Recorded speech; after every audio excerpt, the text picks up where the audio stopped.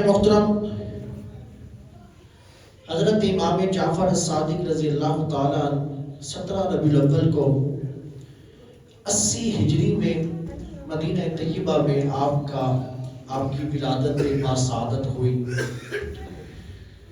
یہ وہ زمانہ تھا کہ جب حضرت امام اعظم ابو حنیفہ رضی اللہ تعالیٰ کی بھی ولادت 80 ہجری کو ہوتی ہے۔ حضرت امام اعظم ابو حنیفہ رضی اللہ تعالیٰ عنہ اور حضرت امام جعفر صادق دونوں ہم عصر ہیں۔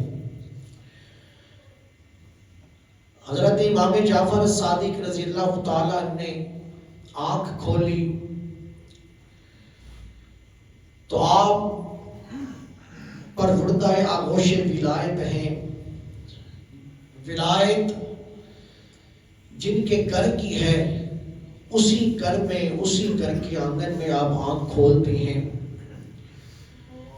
اور صرف ولایت ہی نہیں بلکہ علم جن کے گھر کی چوکھٹ پہ ہے، اس گھر میں آپ آنکھ کھولتے ہیں۔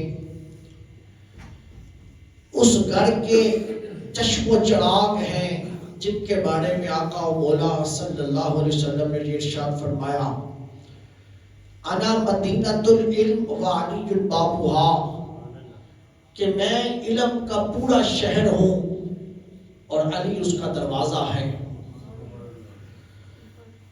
اس گھر کے اندر، جس گھر میں خالق کائنات نے علم کی ساری رونقیں رکھی، اس گھر میں حضرت امام جعفر صادق رضی اللہ تعالیٰ عنہ آپ آنکھ کھولتے ہیں۔ 14 صدیوں کے بعد آج بھی خانوادہ نبوت میں پیدا ہونے والا بچہ جس وقت پیدا ہوتا ہے تو خون رسول لے کر پیدا ہوتا ہے۔ اس کی رگوں میں خون رسول ہے۔ جس نسبت سے جس وقت وہ پیدا ہو، اسی لیے وہ خدا کا ولی ہوتا ہے، خدا کا یار ہوتا ہے۔ لوگ 40 سال کی یا زندگیوں کے چلے کاٹ کر جن مراتب پہ پہنچتے ہیں، خانوادہ نبوت کا فرد پہلے دن سے ہی اسی مقام کے اوپر ہوتا ہے۔ سامعین محترم، یہ 14 صدیوں کے بعد بھی یہ کیفیت ہے۔ اور حضرت امام جعفر صادق تو وہ تھے جنہوں نے، جو ان کے پوتے ہیں، جنہوں نے اپنی آنکھوں سے کربلا کا سارا منظر دیکھا ہے۔ سامعین محترم، ہم نے صرف جانا، ہم نے بس ان کو پہچانا تو ایک نظر سے ایک حد تک کہ ان کی نیاز بنائی جاتی ہے۔ خاص فرقے نے ان کو ایک جگہ تک محدود کر کے رکھ دیا، جبکہ حضرت امام جعفر صادق رضی اللہ تعالی عنہ اپنی ذات کے اندر اپنے وقت کے سب سے بڑے عالم بھی ہیں۔ آپ اپنی ذات کے اندر اپنے وقت کے سب سے بڑے صوفی بھی ہیں۔ آپ اپنے وقت کے اندر، اپنی ذات میں اپنے وقت کے سب سے بڑے سائنسدان بھی ہیں۔ اور سامعین محترم، حضرت امام جعفر صادق جس انداز کے ساتھ عقیدے کو واضح کرتے ہیں، رہتی دنیا تک وہ سنہری حروف سے لکھا جاتا ہے۔ تعصب کی نظر سے کا چشمہ ہٹا کر دیکھیں تو عقیدہ روز روشن کی طرح عیاں ہو جاتا ہے، واضح ہو جاتا ہے۔ آئیے چند لمحے ان ساری چیزوں کے اوپر نگاہ ڈالتے ہیں۔ حضرت امام جعفر صادق رضی اللہ تعالیٰ عنہ، آپ علم پڑھتے ہیں حضرت امام محمد الباقر سے۔ حضرت امام محمد الباقر نے پڑھا حضرت امام زین العابدین سے، حضرت امام زین العابدین نے پڑھا امام علی مقام سے، اور امام علی مقام براہ راست سیدنا شیر خدا کے لخت جگر ہیں۔ حضرت شیر خدا جس وقت بیٹھا کرتے، آپ اپنے بیٹوں کو ایک ہی وصیت اور ایک ہی نصیحت کیا کرتے، بیٹوں علم کی جستجو میں رہنا، علم کی تلاش میں رہنا، انبیاء کی کوئی شے اگر وراثت میں ہے تو وہ صرف علم ہے. علم سے ہی حصہ لینا، علم میں ہی زندگی گزارنا، علم کو ہی سیکھنا اور علم کو ہی سکھانا، اسی میں ہی رہنا. دوستو یہی وجہ ہے کہ یہ اسی گڑھ سے جس نے علم تصوف لیا وہ بھی یہی سے، جس نے علم فقہ لیا وہ بھی اسی گھر سے، جس نے علم فلکیات طبیعات لیے وہ بھی اسی گھر سے، جس نے جو علم کی خیرات لی اسی گھر سے لی. آئیے دیکھتے ہیں دنیا فقہ کا سب سے بڑا نام جمیع ائمہ کرام کے استاد حضرت سیدنا امام اعظم حضرت نعمان بن ثابت، حضرت امام اعظم ابو حنیفہ رضی اللہ تعالیٰ عنہ. آپ حضرت امام جعفر صادق کے ہم عمر ہیں، لیکن اس کے باوجود ہم عمر ہونے کے ساتھ ساتھ حضرت امام جعفر صادق کے شاگردوں میں سے بھی ہیں. حضرت امام اعظم ابو حنیفہ رضی اللہ تعالیٰ نے زندگی کے 2 سال حضرت امام جعفر صادق رضی اللہ تعالیٰ کی بارگاہ میں گزارے. اور یہ امام اعظم ابو حنیفہ فقہ حنفی کے امام ہیں. کل دنیا کے اندر 4 فقہ ہیں، ایک فقہ حنبلی ہے، ایک فقہ مالکی ہے، ایک فقہ شافعی ہے اور ایک فقہ حنفی ہے. پوری دنیا کے 4 حصے کریں، 3 حصوں کے اوپر امام اعظم ابو حنیفہ کی فقہ کو مانا جاتا ہے اور ایک حصے کے اندر 3 ائمہ کرام کی فقہ کے مقلد دکھائی دیں گے. امام بخاری ہے، امام مسلم ہے، امام شافعی ہے، سب حضرت امام اعظم ابو حنیفہ کے شاگرد دکھائی دیتے ہیں. اور حضرت امام اعظم ابو حنیفہ آپ علم لینے کے لیے حضرت امام جعفر صادق کی بارگاہ کے اندر نظر آتے ہیں. حضرت امام جعفر صادق رضی اللہ تعالیٰ کی بارگاہ میں زانو تلمس طے کرتے ہیں. حضرت امام جعفر صادق رضی اللہ تعالیٰ حضرت امام اعظم ابو حنیفہ سے، اور پھر آپ یہ دیکھیے کہ کس انداز سے علم عطا کیا. آپ فرمانے لگے نعمان بن ثابت تم سے کچھ سوال کروں. حضرت امام اعظم ابو حنیفہ کہنے لگے کہ حضور ارشاد فرمائیں. آپ نے فرمایا کہ آنکھ کا ذائقہ کیا ہے؟ آپ نے خاموشی اختیار کی کہ میں نہیں جانتا. آپ نے فرمایا کہ کان کا ذائقہ کیا ہے؟ آپ نے فرمایا کہ حضور میں نہیں جانتا. ناک کی کیفیت بتاؤ. حضرت نعمان بن ثابت خاموش رہتے ہیں. منہ کا ذائقہ بتاؤ. آپ خاموش رہتے ہیں. حضرت امام اعظم ابو حنیفہ جو علم کا سمندر تھے، حضرت امام جعفر صادق کی بارگاہ میں ہاتھ باندھے کھڑے ہیں اور عرض کر رہے ہیں کہ حضور آپ ہی ارشاد فرمائیں. آپ فرمانے لگے نعمان بن ثابت رب نے آنکھ کو نمکین بنایا، کان کو رب نے کڑوا بنایا، ناک کو رب نے اس کی کیفیت کو گرم بنایا اور ہونٹ زبان کو اللہ نے میٹھا بنایا. آپ فرمانے لگے جانتے ہو کہ یہ سب وجوہات کے کیوں بنائے گئے؟ عرض کرنے لگے کہ حضور آپ ہی ارشاد فرمائیں. آپ نے فرمایا کہ آنکھ نمکین بنائی تاکہ یہ دونوں جو آنکھ کے ڈیلے ہیں چربی کے ہیں، چربی کے ٹکڑے ہیں، کہیں یہ پگھل نہ جائیں، اس لیے اس کو نمکین کر دیا. کان کے اندر کڑواہٹ ڈالی تاکہ کیڑا کان کے اندر داخل نہ ہو سکے.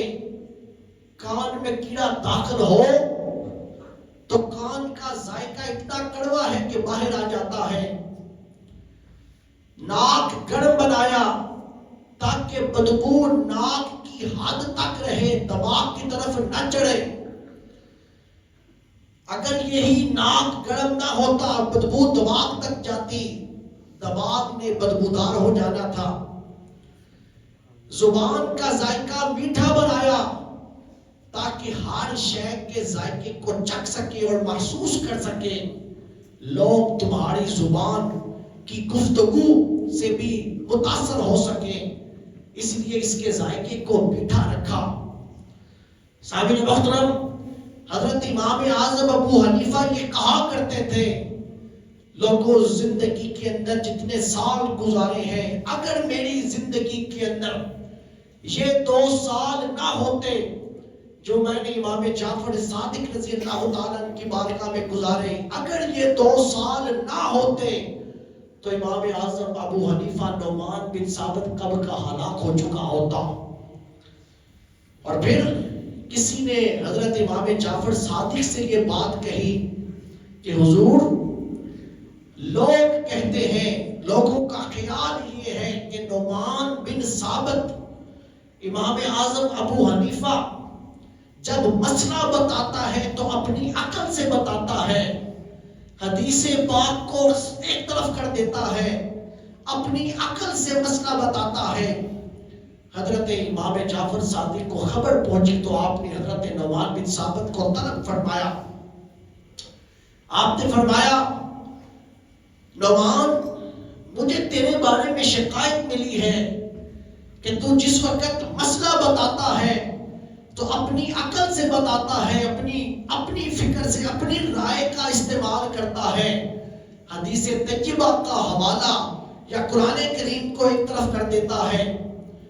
سامعین محترم، حضرت امام اعظم ابو حنیفہ کہنے لگے کہ حضور، میں نے تو یہ بات کئی بار کہی ہے کہ جب 2 چیزیں آمنے سامنے آ جائیں، ایک طرف میرا بتایا ہوا مسئلہ اور دوسری طرف حدیث طیبہ آ جائے، میرے مسئلے کو اٹھا کے ایک طرف پھینک دینا، حضور کی حدیث کے اوپر عمل کرنا، میری رائے ایک طرف کر دینا، حضور کی حدیث طیبہ کے اوپر عمل کرنا، اٹھا کے پھینک دینا میری رائے کو.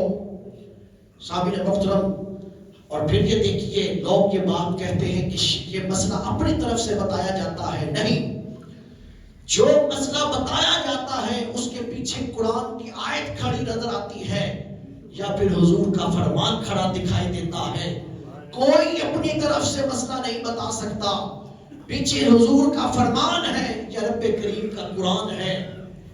حضرت امام اعظم کہنے لگے کہ حضور، میں کون ہوتا ہوں حدیث کے اوپر اپنی عقل کو ترجیح دینے والا. پھر آپ نے چند مثالیں دی، ان چند مثالوں میں سے 2 کا ذکر کرتا ہوں. آپ کہنے لگے کہ حضور، ایک بات ہے، نماز اہم ہے یا روزہ اہم ہے؟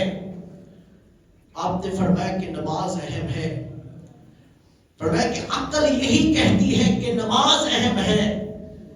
جب خواتین کے ایام مخصوصہ آتے ہیں، خواتین کو حکم ہے کہ ان دنوں میں نماز کو چھوڑ دیتی ہیں اور وہ نماز کی قضا بھی نہیں کرتی، ان کو نماز کی رخصت ہے. لیکن جس وقت یہی ایام مخصوصہ رمضان میں آتے ہیں، ان دنوں میں روزہ تو نہیں رکھتی خواتین، لیکن عید کے بعد، عید کا دن گزارنے کے بعد خواتین ان روزوں کی قضا کرتی ہیں. روزوں کی قضا تو رکھی لیکن نماز کی قضا نہ رکھی. عقل یہ کہتی ہے کہ نماز اہم ہے، نماز اہم ہے، عقل تو یہ کہتی ہے. لیکن ہم پھر بھی جب مسئلہ بتاتے ہیں تو یہی بتاتے ہیں کہ قضا، روزوں کی قضا تو کی جائے گی لیکن نماز کی قضا نہیں کی جائے گی. جبکہ نماز اہم ہے. اگر میں عقل کو ترجیح دیتا تو کہتا کہ روزے چھوڑ دو، نماز کی قضا کیا کرو، لیکن عقل کو ترجیح نہیں دی، آپ کے نانا مصطفیٰ کے فرمان کو ترجیح دی ہے. پھر دوسری پہ اور یہ باتیں ہوئی، یہ مثالیں ہوئی. آپ کہنے لگے حضور، ایک اور بات، مرد کمزور ہے یا عورت کمزور ہے؟ آپ فرمانے لگے کہ عورت کمزور ہے. تو فرمایا کہ جب عورت، عرض کرنے لگے کہ جب عورت کمزور ہے تو وراثت کے اندر عورت کے دو حصے ہونے چاہیے، مرد کا ایک حصہ ہونا چاہیے۔ جب عورت کمزور ہے تو پھر عورت کی کمزوری کی وجہ سے حصے بھی اس کے دو ہوں، اور مرد کو ایک حصہ دینا چاہیے۔ یہاں پر مرد طاقتور ہے، جسمانی لحاظ سے، عقل کے اعتبار سے، ذہن کے اعتبار سے، اعصاب کے لحاظ سے مرد طاقتور ہے، اور حصے بھی وراثت میں اس کو دو ملتے ہیں، جبکہ عورت کمزور ہے، اس کو حصہ بھی ایک دیا جاتا ہے۔ آپ نے عرض کی کہ حضور اگر میں اپنی عقل سے مسئلہ بتاتا تو میں یہ کہتا کہ عورت کو دو حصے دیے جائیں گے اور مرد کو ایک حصہ دیا جائے گا، لیکن میں نے اپنی عقل کو ترجیح نہیں دی، رب کے قرآن کو ترجیح دی کہ مرد کو دو حصے ملیں گے اور عورت کو ایک حصہ ملے گا۔ جب یہ باتیں ہوئیں تو حضرت امام جعفر صادق رضی اللہ تعالیٰ اٹھ کے کھڑے ہوئے تو آپ نے حضرت امام اعظم ابو حنیفہ کی پیشانی کے اوپر آپ نے بوسہ لیا کہ آپ نے اس بات کا تسلی کیا کہ امام اعظم ابو حنیفہ جو مسئلہ بتاتے ہیں اپنی عقل کو ترجیح نہیں دیتے، یا قرآن کو ترجیح دیتے ہیں، یا مصطفیٰ کے فرمان کو ترجیح دیتے ہیں۔ سامعین محترم، وقت کا اتنا بڑا امام ہے، علم فقہ لینے کے لیے امام جعفر صادق کی بارگاہ میں جاتا ہے، اور ہم نے حضرت امام جعفر صادق کی ذات کو قید کر دیا صرف کنڈوں کی ختم تک، کہ امام جعفر صادق کی نیاز تک قید کر دیا۔ اس کے آگے ہم نے تعارف ہی نہیں کروایا کہ امام جعفر صادق کس شخصیت کے حامل فرد تھے، کس حیثیت کے مالک تھے۔ یہ امام اعظم ابو حنیفہ ہیں، اور ان جیسی اور بھی مثالیں ہیں۔ حضرت امام سفیان ثوری وہ بھی شاگرد دکھائی دیتے ہیں تو امام جعفر صادق کے شاگرد دکھائی دیتے ہیں۔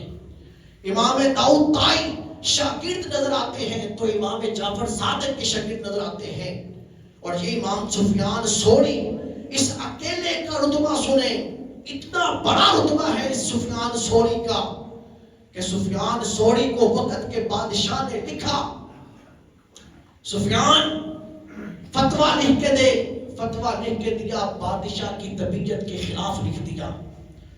بادشاہ نے دھمکی دی اپنا فتویٰ بدل ورنہ میں تیری گردن اڑا دوں گا، اور جس طرح میں کہتا ہوں اس طرح فتویٰ لکھ کے دے۔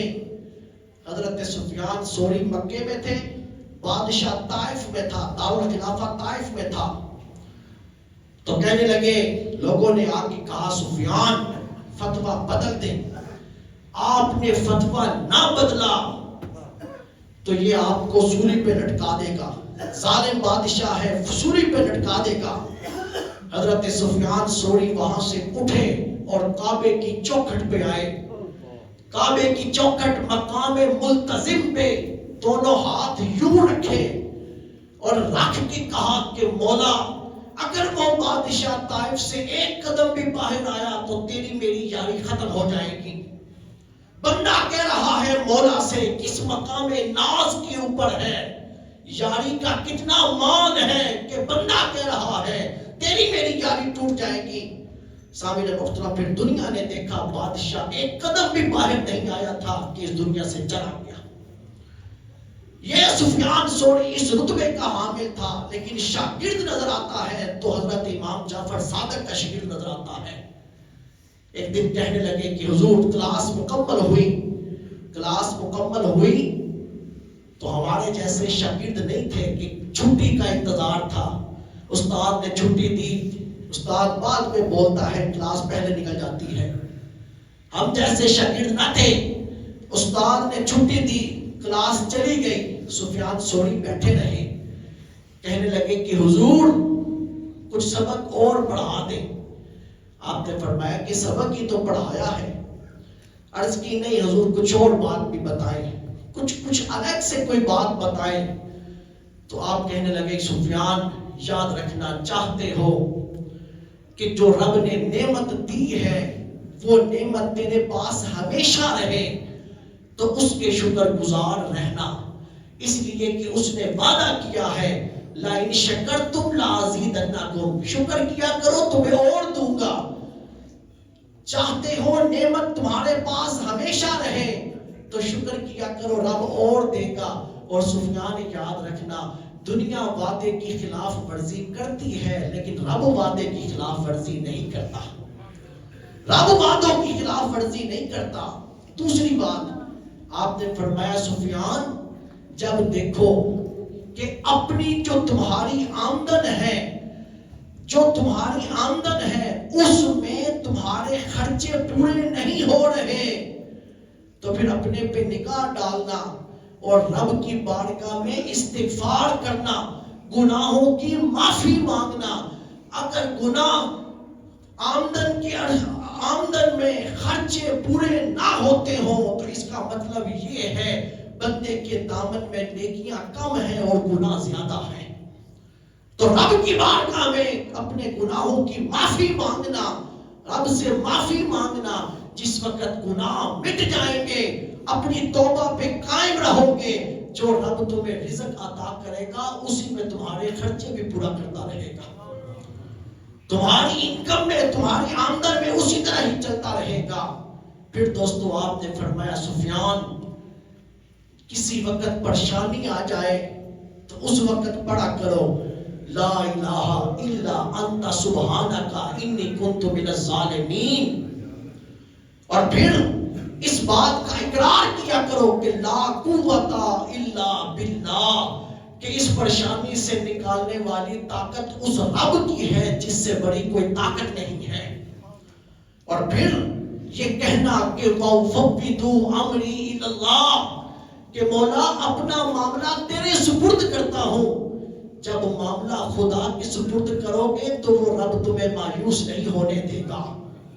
اور چوتھا آپ نے فرمایا کہ یہ کہا کرو کہ حسبنا اللہ نعم الوکیل نعم المولا و نعم النصیر، کہ میرا رب میرا بہترین کار ساز ہے اور بہترین مددگار ہے، میرے لیے وہی کافی ہے. سامعین محترم کیسے چار خوبصورت جملے دیے آپ نے. لا الہ الا انت سبحانک انی کنت من الظالمین. پریشانی نہیں آئے گی، آ جائے تو پھر پڑھنا وَأُفَوِّضُ أَمْرِي إِلَى اللَّهِ، تیرے سپرد کیا. اور یقین رکھنا کہ لا قوت الا باللہ، جو طاقت چھڑائے گی اس سے بڑی کوئی طاقت ہی نہیں ہے. اور پھر اس بات کا کہ حسبنا اللہ نعم الوکیل، بہترین کار ساز بھی وہی ہے اور بہترین مددگار بھی وہی ہے. کون ہے؟ سفیان ثوری. کس سے سیکھ رہے ہیں؟ امام جعفر اور صادق سے. ہم نے قید کر دیا صرف جعفر صادق کی نیاز تک، حلوے تک ہم نے ان کو قید کر کے رکھ دیا. دوستو یہاں پہ بات ادھر ہی بات لمبی ہو گئی ہے، آگے چلیں. پھر آپ دیکھیے یہ تو تھے علم فقہ یا علم تصوف. آپ آگے چلیں. حضرت امام جعفر صادق کی بارگاہ کے اندر دنیا سائنس کے بہت بڑے امام، جسے یورپ آج بھی تسلیم کرتا ہے، جسے جابر بن حیان کہتے ہیں. فزکس پڑھنے والے جابر بن حیان کو جانتے ہیں. علم کیمیا کا بانی ہے جابر بن حیان، کہ مسٹری جس کے سر کے اوپر کھڑی ہے، یورپ کے اندر جس کے آج بھی فارمولے استعمال ہوتے ہیں، یہ جابر بن حیان علم کیمسٹری کا بانی. یہ بھی اگر دکھائی دیتا ہے تو امام جعفر صادق کا شاگرد دکھائی دیتا ہے. حضرت امام جعفر صادق کی بارگاہ میں بیٹھتا ہے. ابن الحیم کی بات کریں، ابن الحیم جس نے کتاب مفرد لکھی، جس کے اندر اس نے افلاک کا ذکر کیا، روشنی کا ذکر کیا، ہوا کا ذکر کیا، ہوا پہ روشنی پہ جس نے تحقیق کی کتابیں لکھی. ان کتابوں کے اندر اس نے بار بار لکھا کہ میں نے یہ بھی امام جعفر صادق سے سیکھا، میں نے یہ بھی امام جعفر صادق سے سیکھا. اور پھر اسی نے ہی ابن الحیم نے ہی کتاب لکھی جس کے اوپر اس نے آنکھ کا ذکر کیا، اور اسی میں اس نے کیمرے کا بھی ذکر کیا، کیمرے کے بارے میں بھی تھیوری دی اس نے.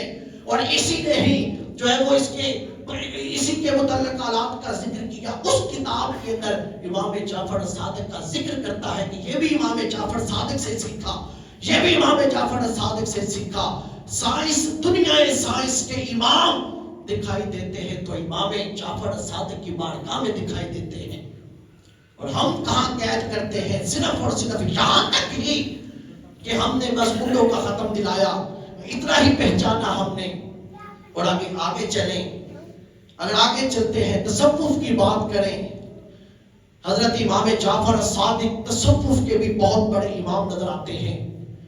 سلسلہ عالیہ نقشبندیہ، سلسلہ عالیہ نقشبندیہ کا جو شجرہ پڑھا جاتا ہے، اس شجرے کے اندر حضرت امام جعفر صادق کا نام ملتا ہے. کن کن واسطوں سے سلسلہ عالیہ نقشبندیہ کا فیض آتا ہے؟ حضرت خواجہ خواجگاں، حضرت خواجہ مظہر جانا، پھر انہی کہیں گا کہ ان کو فیض ملتا ہے.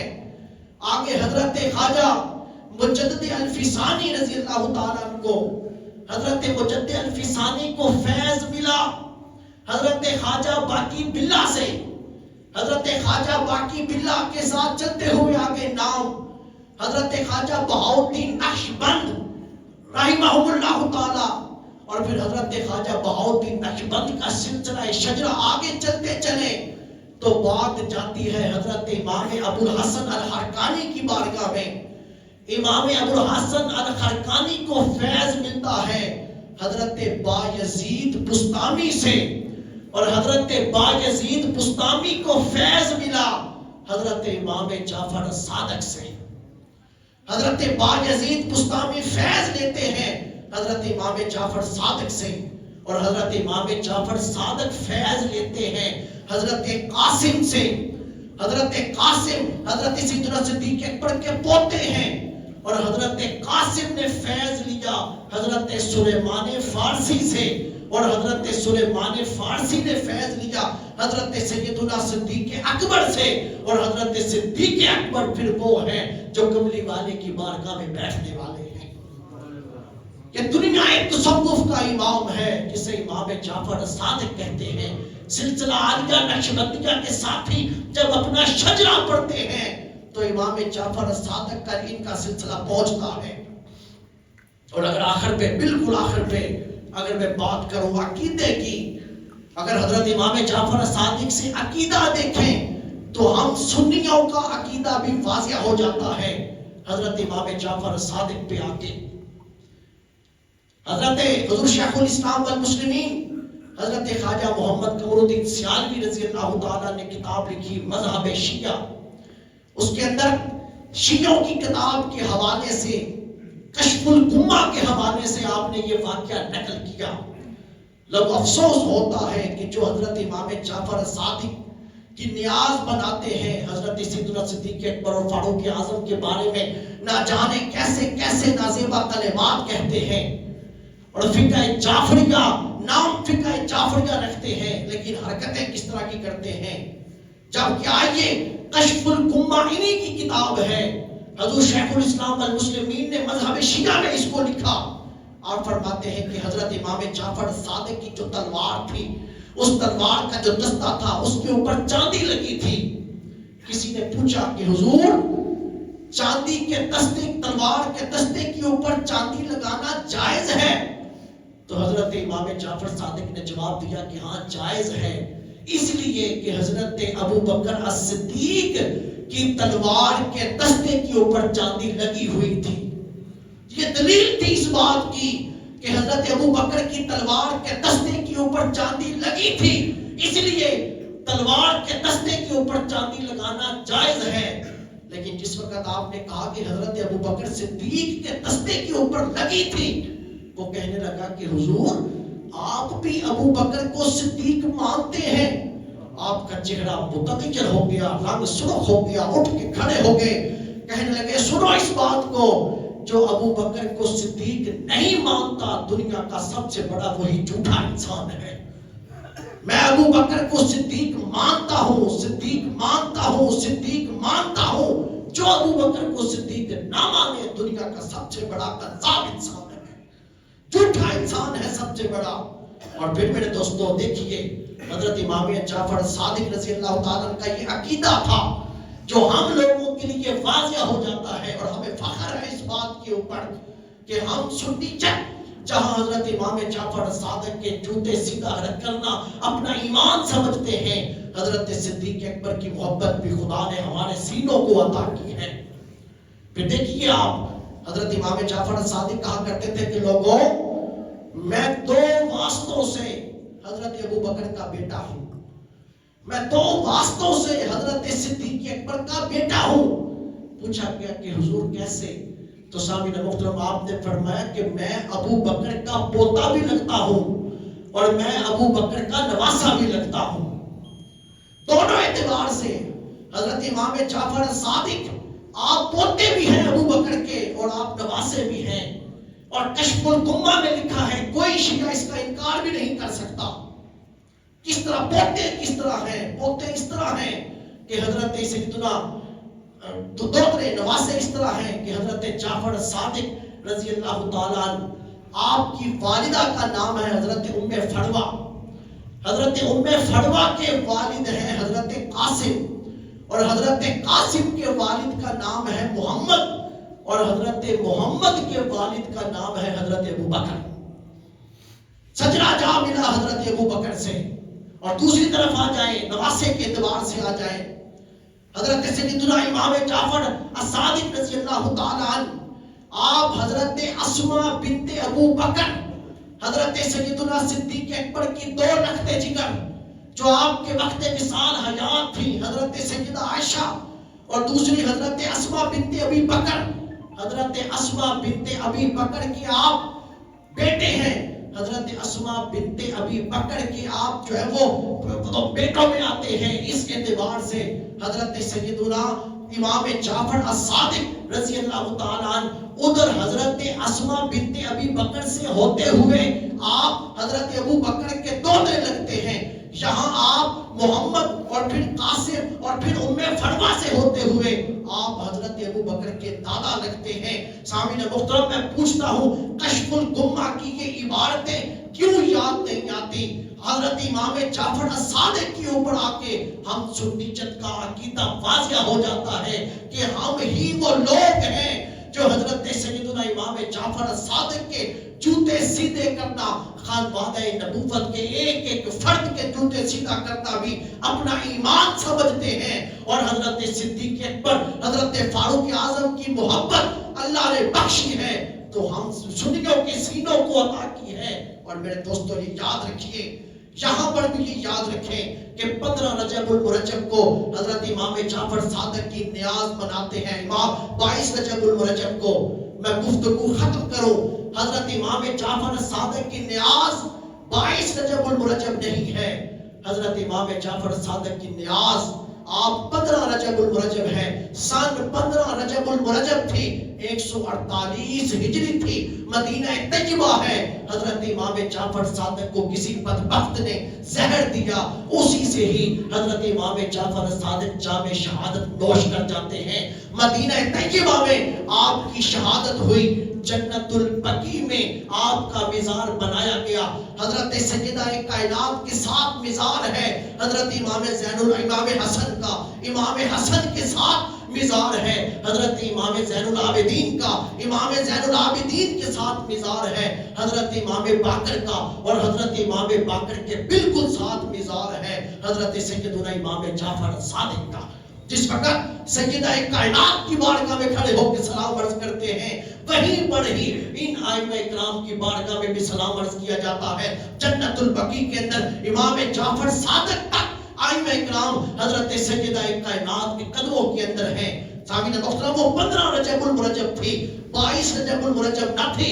22 رجب المرجب کو حضرت امیر معاویہ کا یوم وصال ہے۔ لوگوں، یہ لوگ صبح اندھیرے منہ حلوہ پوری بناتے ہیں، نہ جانے کس دیجت سے مناتے ہیں، ہمیں اس سے غرض نہیں ہے، لیکن دوستو یہ جو گنڈوں کا ختم دلایا جاتا ہے، ہم سنیوں کا یہ عقیدہ واضح عقیدہ ہے. یہ احسان ثواب کی نیت سے کیا جائے. احسان ثواب جہاں امام جعفر صادق کا ہے وہی حضرت امیر معاویہ کا بھی ہے. اور میرے دوستو یہ قید ختم کر دی جائے کہ صبح اندھیرے سے پہلے پہلے روشنی ہونے سے پہلے پہلے بانٹنا ہے. صرف حلوہ اور نان ہی رکھنا ہے, صرف کنڈے ہی رکھنے ہیں, اس کے علاوہ اور کچھ بھی نہیں ہے. سامعین محترم نہیں, یہ ساری قید ختم کر دی جائے, احسان ثواب کی نیت کی جائے تو ختم پاک پڑھا جائے, کوئی حرج نہیں ہے. لیکن اگر بغض حضور کے صحابی کا رکھ کے کریں گے اور ان قید کے ساتھ کریں گے تو پھر اس کے اوپر اعتراض آئے گا, اور کسی ادنا صحابی کی گستاخی بھی بندے کے ایمان کو زائل کر دیتی ہے. اس لیے میرے دوستوں کہ صحابی کسی عمل سے صحابی نہیں بنا. نمازیں پڑھ کے, روزے رکھ کے, چلے کاٹ کے صحابی نہیں بنا. صحابی کیسے بنا ہے؟ صحابی بنا ہے کملی والے کے رخ انور کا دیدار کر کے بنا ہے. اور یہ وہ رتبہ ہے, یہ وہ مقام ہے کہ قیامت تک کے لیے لوگوں یہ عمل کوئی اور نہیں کرے گا. یہ وہی روحیں تھی جن کو خدا نے یہ عطا کی. صحابی اپنے عمل سے نہ صحابی بنا ہے, نہ عمل سے صحابیت زائل ہوگی. لوگوں وہ صحابی بنا ہے تو مصطفیٰ کے رخ انور کو دیکھ کے بنا ہے. یہ وہ رتبہ ہے جو کسی اور کو نصیب نہیں ہوگا. آج اسی آر کے اندر کسی صحابی کا بغض رکھیں گے تو اپنا ایمان جو ہے وہ زائل ہو جائے گا. اللہ ہمیں سمجھنے کی عمل کی توفیق عطا فرمائے.